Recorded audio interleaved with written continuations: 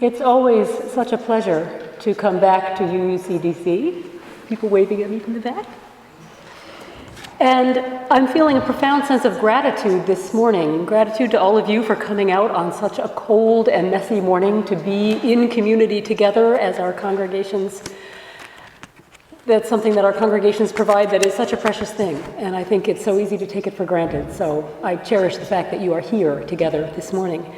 Gratitude for that music. The recorder music is connected in my heart and soul with Unitarian congregations from my very early years when my mother used to play in a recorder quartet at my little congregation in York. And I think my sister did for a while too. So I'm just feeling very much at home and welcome and grateful this morning, and I wanted to let you know it. The reading this morning is from an essay called The Politics of Hope by Václav Havel, the late Václav Havel, who was president of the Czech Republic and president of Czechoslovakia before that, also a well-known playwright and political activist. And it was printed in a book called Disturbing the Peace, and I'll tell you a little more about how it came about during the sermon. He says, I should probably say first that the kind of hope I often think about, especially in situations that are particularly hopeless, such as prison, I understand above all as a state of mind, not a state of the world. Either we have hope within us or we don't. It is a dimension of the soul, and it's not essentially dependent on some particular observation of the world or estimate of the situation. Hope is not prognostication. It is an orientation of the spirit, an orientation of the heart. I don't think you can explain it as a mere derivative of something here, some movement, some favorable signs in the world. I feel that its deepest roots are in the transcendental, although I can't, unlike Christians, for example, say anything concrete about the transcendental. Hope, in this deep and powerful sense, is not the same as joy that things are going well, or willingness to invest in enterprises that are obviously headed for early success, but rather hope is an ability to work for something because it is good, not just because it has a chance to succeed. Hope is definitely not the same thing as optimism. It is not the conviction that something will turn out well, but the certainty that something makes sense, regardless of how it turns out. In short, I think that the deepest and most important form of hope, the only one that keeps us above water and urges us to good works, and the only true source of the breathtaking dimension of the human spirit, is something we get, as it were, from elsewhere. And it is this hope above all which gives us the strength to live and continually to try new things, even in conditions that seem as hopeless as ours do here and now. Way back in the mid-1980s, I attended some kind of workshop or retreat that was run by the Joseph Priestley District for Unitarian Universalist congregational members. And I don't remember exactly what it was, but it had to do with getting us talking about our involvement in our congregations and why it mattered to us. And the opening question, kind of the icebreaker question, the leader of the group asked each of us to answer the question, why are you here? And one man's answer moved me so deeply that I wrote it down, and then later I rewrote it onto a little post-it note that I transferred year by year onto my little pocket calendar until it became so disintegrated that I had to throw it away, but by then it was permanently etched in my mind. It was nothing simple, but nothing complex. What he said was, I am an incredible optimist. I think we can solve the problems of the world, and I think we can do it here. Now, even then, it was rare to encounter such unbridled optimism, especially in the context of the role and power that our congregational involvement might have on the world. Today, it's even more rare. I'm reminded of the late Forrest Church, who for many years was the minister of All Souls Unitarian Church in New York City, who suggested that the more common attitude among Unitarian Universalists, what he called the principal sin besetting many of us, was what he called the sin of sophisticated resignation. Sophisticated resignation means we're astute enough, we're sophisticated enough to recognize and identify all of the troubles and injustices in the world. We've simply given up hope of trying to do anything about them. Church suggests a parody of the Beatitudes from the Gospel of Matthew. Blessed are they who expect nothing, for they shall never be disappointed. I realize this congregation is not a congregation that tends to fall into the pit of resignation. You are one of the more active congregations I know of in terms of trying to get out there and change things. But I suspect that all of us struggle from time to time with that sense of how small we are in the face of how big the problems are, and how do we keep going? And resignation is sort of the polar opposite of optimism. Optimism implies a belief that things will work out for the best. It means we believe in the likelihood of positive results. If you're optimistic, you think something good is going to happen. And it often includes a faith in our own ability to influence the course of events to help assure that they turn out well. Optimism can be a very powerful force, and I still value the words from that workshop participant. The belief that we can solve the problems of the world and we can do it here. But there are times when I'm not capable of optimism. Sometimes it seems unlikely or even impossible that things are actually going to turn out well. Sometimes, unless I'm really kidding myself, I have to just admit the fact that it really doesn't look good. And there are times in my personal life and times in the face of world events when things seem to be going in the wrong direction, and I feel absolutely powerless to change that direction. So when we're unable to maintain a sense of genuine optimism, how do we avoid falling into that bitter paralysis that Forest Church calls sophisticated resignation? I'd like to suggest there's another choice, something more enduring than optimism, and that can save us from resignation, and that quality is hope. The kind of hope that Václav Havel talks about in his essay, Disturbing the Peace. Sorry, the essay is The Politics of Hope. The book is Disturbing the Peace. Havel became president of the Czech Republic when it was formed in 1993. He had been president of Czechoslovakia for several years before that. But in 1986, when the essay I quoted was written, he was not yet a politician in any official sense. In fact, I had to laugh. One of the things he says in this book is, I'm not a politician, I don't want to be a politician, I'm just a playwright. Little did he know. Havel was a leading force in the human rights movement in Czechoslovakia. And in 1979, he was sentenced to 4.5 years in prison. Then later, in November of 1989, he helped found the Civic Forum, the first legal opposition movement in Czechoslovakia in 40 years. A month later, he became president of his country. And Disturbing the Peace is essentially a book-length interview conducted by a Czech journalist named Karel Hvizdala. The interview took place before there had been any advances in human rights in Czechoslovakia during a time of intense political repression. Their communication took place while Hvizdala was in West Germany and Havel was in Prague. It was dangerous for them to communicate at all and impossible for them to meet, so the entire interview had to be conducted through the underground mail. So when a man like Havel, under those circumstances, talks about hope, I feel inclined to listen to what he might have to say.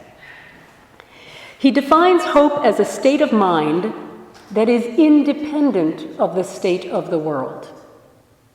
Either we have hope within us or we don't, he says. It is a dimension of the soul, and it's not essentially dependent on some observation of the world or estimate of the situation. It's an orientation of the spirit, an orientation of the heart. And he reminds us that hope is definitely not the same thing as optimism.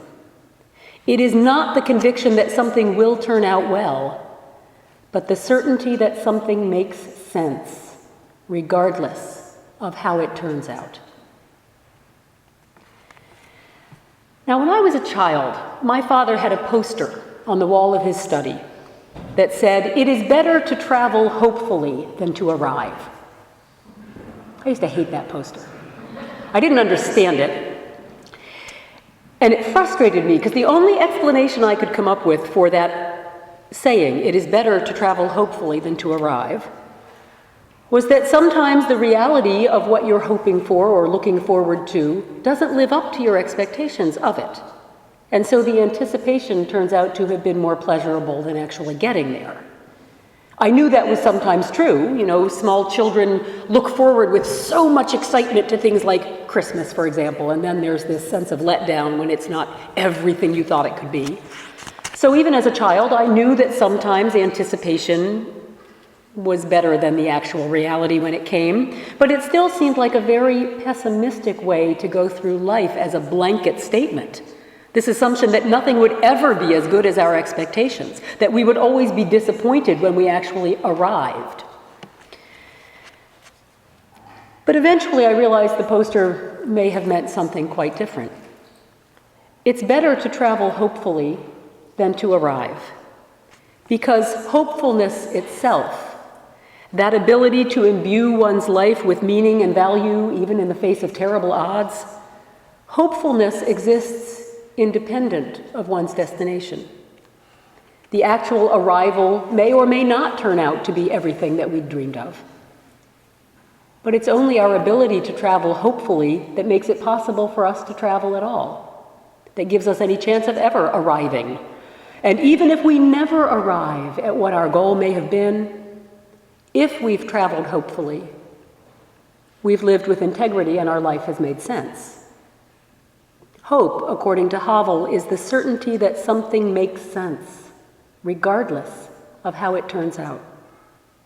So hope, then, is that quality that allows us to live and act according to our most cherished values, whether or not we ever optimistically expect that living to bear fruit.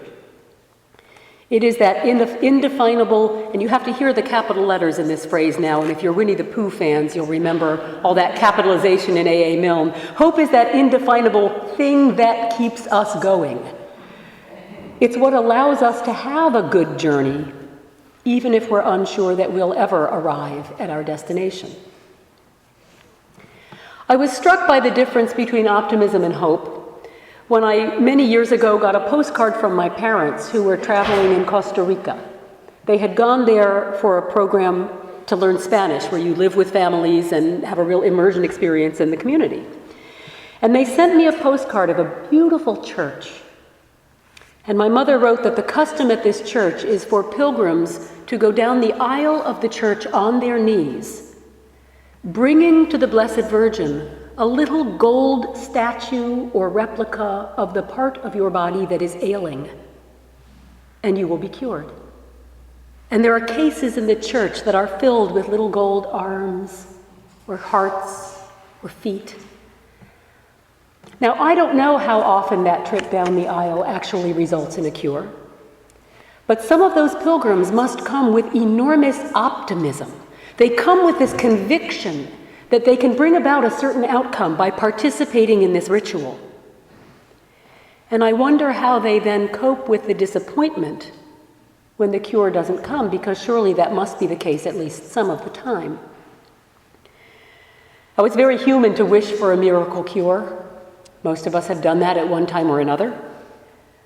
But the deep hopefulness of which Václav Havel speaks is more akin to seeking a spiritual healing that's independent of the curing of the body. When my father had kidney cancer, none of us could be optimistic. It was clear that he didn't have much time, and we were old-school humanist Unitarians who were not inclined to pray for miracles. But although we weren't optimistic about the outcome, we didn't think things were going to turn out well, we didn't think he was going to get better, But we were hopeful, especially my father. He continued to live with the fierce integrity and spirit that had always characterized his life. And while he was not able to influence the course of his illness, he was able to find deeper levels of meaning in his life and to live with courage and grace through the time that he had. He was not optimistic, but he was certainly not resigned either. He lived out his life with hope. As we continue to live in a world that seems to grow increasingly frightening and insecure, the idea of living with hope takes on new power. It's so easy to feel powerless, to fall into Forrest Church's concept of sophisticated resignation. So how do we turn instead to hopefulness? A hopefulness that Havel was convinced came from some transcendent source beyond ourselves. Now, Havel didn't pretend to know just where that hope came from. He didn't know what this transcendent source was. He said he couldn't say anything concrete about it the way people with a more orthodox faith might be able. He believed that its deepest roots were in the transcendental, but he couldn't define what that meant, just saying it came from elsewhere. Some source of strength and courage beyond our human devising, some dimension of faith that we don't have to be able to define in order to experience. When he speaks of that mysterious source of faith, he reminds me of the German theologian Dietrich Bonhoeffer, who was imprisoned by the Nazis from 1943 until his death in 1945. In reading Bonhoeffer's letters and papers from prison, we know that he and his family were not optimistic about his release. They thought it was unlikely he would ever be released from prison, and indeed he was not. And yet he continued to live with hope, writing and thinking and exploring with the faith that how he went about his life mattered, regardless of the outcome. He was not resigned. At one point he wrote, "The consciousness of being born up by a spiritual tradition that goes back for centuries gives me a feeling of confidence and security in the face of all passing strains and stresses." And that phrase is so poignant to me. He's imprisoned by the Nazis and he's referring to his strains and stresses. I might have used stronger language. But his spiritual tradition provided Bonhoeffer with the strength and foundation for his hopefulness. Without some kind of foundation from which to draw strength and courage, the kind of hope of which Havel writes, I think, is impossible. Whether we believe as he did that that source is transcendent, or whether we believe it's in the very fiber of our humanity, or whether we join Bonhoeffer in being borne up by a tradition that sustains us, we need something that sustains us. As Unitarian Universalists, we can turn to our own centuries-old tradition as a powerful foundation for a theology of hope. Universalism, after all, is expressly a doctrine of hope. Over 200 years ago, when John Murray came to this country from England, bringing with him the belief in a loving God and the potential for all souls to be reconciled with that God, he taught his followers to live their lives in a manner that would be worthy of such a noble and loving God. There's that wonderful quotation in the back of our hymnal, but I think it's your very own minister, Peter Friedrichs, who brought to my attention the fact that it's pretty much been documented that it was not from John Murray, but it's the kind of thing he would have said if he'd been poetic enough to put it that way. And even this morning when I was greeted by who was it who greeted, where are you, who greeted me this morning saying, "Are you going to give us hell?" And I said, "No, not hell, but hope and courage." Direct quote from the quotation that isn't really from John Murray. The Unitarians also showed their orientation toward a theology of hope when they grounded their faith tradition in the inherent goodness of human beings and our ability to determine the bad from the good and to choose the good again and again. Both Unitarianism and Universalism were religions of hope in terms of social change as well as theology, encouraging their adherents to work for social reforms and to live lives that embodied the values of justice and equality. Margaret Fuller, who was a Unitarian laywoman born in 1810, said, "Cherish your hopes as a faith and abide by them in action." Cherish your hopes as a faith and abide by them in action. And the call to hopefulness continues among contemporary Unitarian Universalists as well. The Reverend Mark Bellatini says, "We are a liberal church community which has not only dared to preach freedom, but to live in freedom as well, which has not only prophesied a more just day to come, but has dared to live prophetically right now." To me, living prophetically means living with hope. It means living according to our conscience, according to our most deeply held values, according to that which we know to be right, even when we have no idea whether that's going to end up making any difference at all. It's what Havel calls an ability to work for something because it is good, not because it stands a chance to succeed. We have a rich and powerful tradition of hopefulness to sustain us. And Havel would also argue that we can't experience and live out this hopefulness without an awareness of our place in a wider existence than merely the human one. In July of 1994, he received the Philadelphia Liberty Medal. And in his remarks on that occasion, he gave what Newsweek called a declaration of interdependence. He stated that our historical emphasis on individual rights and freedoms, while fundamental to any meaningful world order, must be tempered by our acknowledgement of our connectedness to everything that is, our interdependence with all of life. He referred to the Gaia hypothesis, that theory that the earth itself, with its many systems and parts, forms one single organism, one living system, called Gaia after the goddess of the earth. And this hypothesis, the Gaia hypothesis, Havel said keeps us in touch with something vital. And now I quote, "That is the awareness of our being anchored here in the earth and the universe. The awareness that we are not here alone, but that we are an integral part of higher, mysterious entities against whom it is not advisable to blaspheme." Those were his words in 1994, but I hear in them echoes of his words about hope in 1986. Again, he doesn't try to define those higher, mysterious entities any more than he tried to define that transcendent source of hope. But he knows their power. It is that awareness that we are not here alone, that we are part of an infinitely complex and miraculous universe, that makes it possible for us to live hopefully. It is that knowledge that can keep us working for something because it is good, not because it stands a chance to succeed. And in turn, that very act of living hopefully, of orienting our hearts and spirits toward the good, that is what in the end keeps us from blaspheming those higher mysterious entities, whatever they may be. True hope doesn't deny the existence of evil, nor does it naively assume that we can easily triumph over it.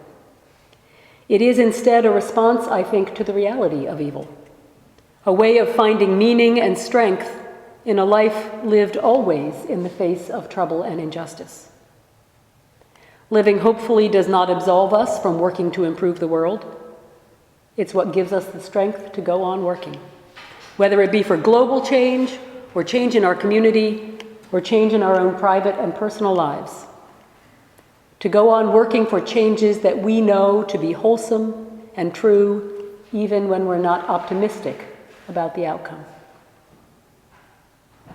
Hope is not the same as optimism. It's stronger and more resilient because it's not dependent on results. Living hopefully is living prophetically, living courageously. It's trusting that how we live matters whether or not we see the results of that living in our lifetimes. And it's trusting that our connection to all of life makes such living worthwhile. So wherever you are in your own journey, I invite you to join me in the determination to fight against the dangers of sophisticated resignation and instead orient our hearts toward hope. So our closing words are from Howard Zinn. To be hopeful in bad times is not just foolishly romantic. It is actually based on the fact that human history is a history not only of cruelty, but also of compassion, sacrifice, courage, and kindness. What we choose to emphasize in this complex history will determine our lives. If we see only the worst, it destroys our capacity to do something. If we remember those times and places, and there are so many, where people have behaved magnificently, this gives us the energy to act, and at least the possibility of sending this spinning top of a world in a different direction. And if we do act in however small a way, we don't have to wait for some grand utopian future. The future is an infinite succession of presents, and to live now as we think humans should live, in defiance of all that is bad around us. It is itself a marvelous victory.